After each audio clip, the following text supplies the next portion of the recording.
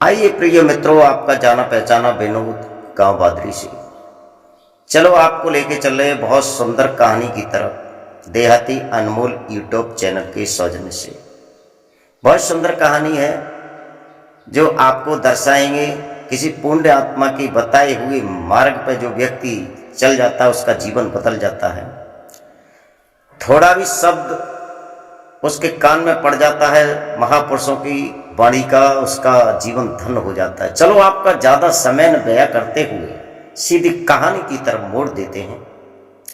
तो भक्तों, मैं आपको ये बताने के लिए जा रहा हूं कि एक बहुत उन्नत प्रवृत्ति का एक महात्मा था। महात्मा नहीं, वो राक्षस था। राक्षस नहीं, वो विशेष गलत व्यक्ति था जिसका नाम था अंगुलमाल। अब अंगुलमाल और महात्मा बुद्ध के बारे में आपको बताने के लिए मैं जा रहा हूं, आपकी सेवा में तत्पर हूं। एक बार महात्मा बुद्ध किसी गांव के किनारे होकर के जा रही थी। गांव में भिक्षा करने के बाद में जिस समय निकले वहां से, तो जो रास्ता जा रही थी उस रास्ता पे चल दी। जिस रास्ता पे जब जा रहे हैं तो कुछ लोगों ने कहा, अरे आप महात्मा कहाँ जा रहे हो, आपको मालूम नहीं है एक यहाँ पर बहुत गलत व्यक्ति रहता है जिसका नाम है अंगुलमाल। भक्तों, ये भी बताओ अंगुलमाल नाम उसका क्यों पड़ा है? अंगुलमाल इसलिए पड़ा था कि व्यक्ति को मार देता था, उसकी अंगुली काटता था और उसकी अपनी माला में डाल लेता था। माला में डाल करके घूमता था, हाथ में नंगी तलवार, मुंह पे मूछें, बड़े बड़े बाल, बड़ी बड़ी आंखें लाल लाल, माथे पे काली पट्टी, काला टीका। अब अंदाज लगाओ इस श्रृंगार से सजा हुआ व्यक्ति कैसा लगेगा, उसके विचार कैसे होंगे। जो मैंने श्रृंगार बताया है ऐसे श्रृंगार वाला व्यक्ति कैसा लगता होगा, आप ही अंदाज लगाइए। महात्मा बुद्ध वहां से चले और महात्मा बुद्ध जा रहे थे तो किसी महापुरुष ने कह दिया, कुछ समझदार व्यक्ति ने कह दिया, ए बाबा आप कहाँ जा रहे हैं? महात्मा कहने लगे, हम तो अपनी रास्ता पे जा रहे हैं। महात्माओं को कहीं ठिकाना तो होता नहीं, महात्मा का कहीं घर नहीं होता, महात्मा का कहीं आश्रम तो होता है लेकिन रुकने का समय नहीं होता। भक्तों, जब चल दिए तो गांव के लोग कहने लगे, बाबा तुम इधर मत जाइए। क्यों? हम तो उधर ही जाएंगे। कारण क्या है? एकदम बताया, आप इसलिए उधर मत जाइए, इधर एक बहुत राक्षस प्रवृत्ति का एक मनुष्य रहता है और वो तुम्हें मार देगा, भिक्षा तो नहीं देगा, मार देगा। महात्मा बुद्ध कहने लगे, मार देगा तो मर जाएंगे, लेकिन हम तो उधर ही जाएंगे। अब कहने लगे, हम उधर जाएंगे और मार देगा तो मर जाएंगे। चूंकि महात्माओं को कोई दर्द नहीं होता, महात्मा जंगल में रह जाते हैं, महात्मा कोठियों में भी रहते हैं, महात्मा धन को भी इकट्ठा करते हैं और महात्मा धन को बर्बाद भी कर देते हैं। आपका नहीं, अपना। क्यों? इसमें कारण है। जो धन बर्बाद करते हैं, कुछ तो धन बर्बाद करते हैं, कुछ धन इकट्ठा करते हैं। धन इकट्ठा करते हैं वो महात्मा नहीं है, और धन को बर्बाद कर करके सीधे कपड़ा पहन करके गेरुआ वस्त्र निकल जाते हैं, उन्हें सीधा संत कहते हैं। अब महात्मा जा रहे हैं, आगे चल के और लोग मिले, उन्होंने कहा, बाबा कहाँ जा रहे हो? महात्मा जी कहने लगे, महात्मा बुद्ध कहने लगे, भाई तुम क्यों मेरे पीछे पड़े हो? अरे मैं तो वहीं जा रहा हूं जहां पर मेरा ठिकाना है। लोग कहने लगे, आपका बाबा ठिकाना कहाँ है? कहने लगे, संतों का कहीं ठिकाना नहीं होता, साधु साण सिर्री जहां चल दे वहीं उनका ठिकाना है, जहां ठहर जाए वहीं ठिकाना है। वो तो खुदा के ऊपर जाते, परमात्मा के ऊपर जाते हैं, कभी उनका कोई कहीं ठिकाना नहीं बताता। इतना कहते हुए और महात्मा बुद्ध आगे के लिए बढ़ जाते हैं।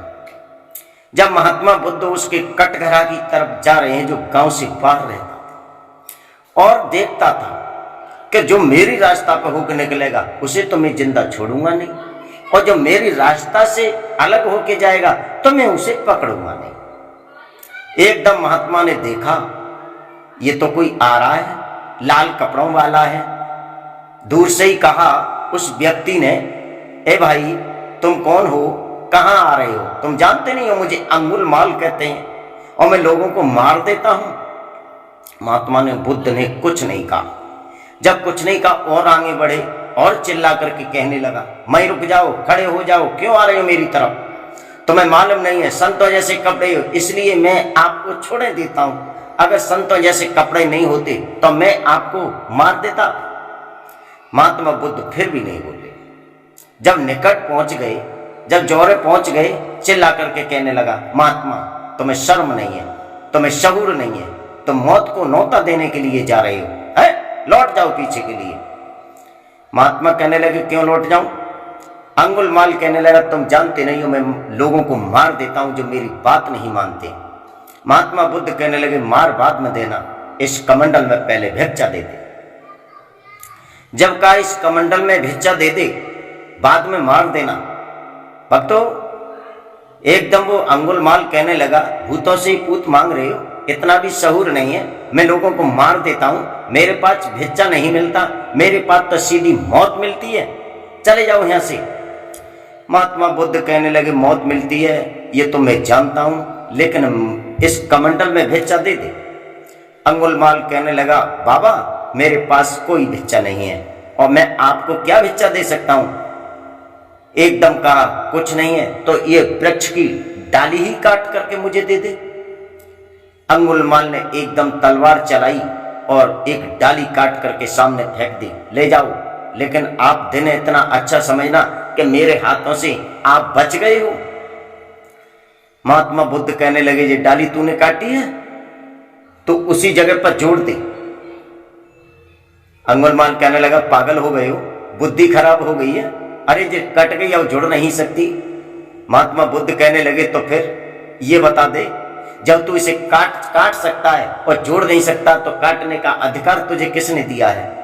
जिन व्यक्तियों को तू मार देता है उन्हें जिंदा नहीं कर सकता, किसी को जीवन दान नहीं दे सकता, तो तुझे मारने का अधिकार तुझे किसने दिया है? एकदम हाथ से तलवार छूट जाती है, पैरों पर गिर जाता है। बाबा आज तक मैंने ये तो समझा ही नहीं कि मार करके किसी को मैं जीवन दान नहीं दे सकता, किसी को जिंदा नहीं कर सकता, तो मारने का अधिकार किसने दिया है? आप सत्य कहते हैं, अपना शिष्य मुझे बना लीजिए। अंगुलमाल आगे बढ़ता है, तलवार फेंक देता है, अपना सर संत के चरणों पर रख देता है। संत झुक करके उसके कंधा को पकड़ते हैं और खड़ा कर लेते हैं, आंखों में आंख डाल करके, और कहने लगे, अंगुलमाल तेरे गले में जितनी मालाएं पड़ी हैं, जितनी अंगुली पड़ी हुई हैं, इतने अपराध तूने किए हैं, तू जानता है इन अपराधों से कभी तू बच सकता है? सीधा नरक जाएगा।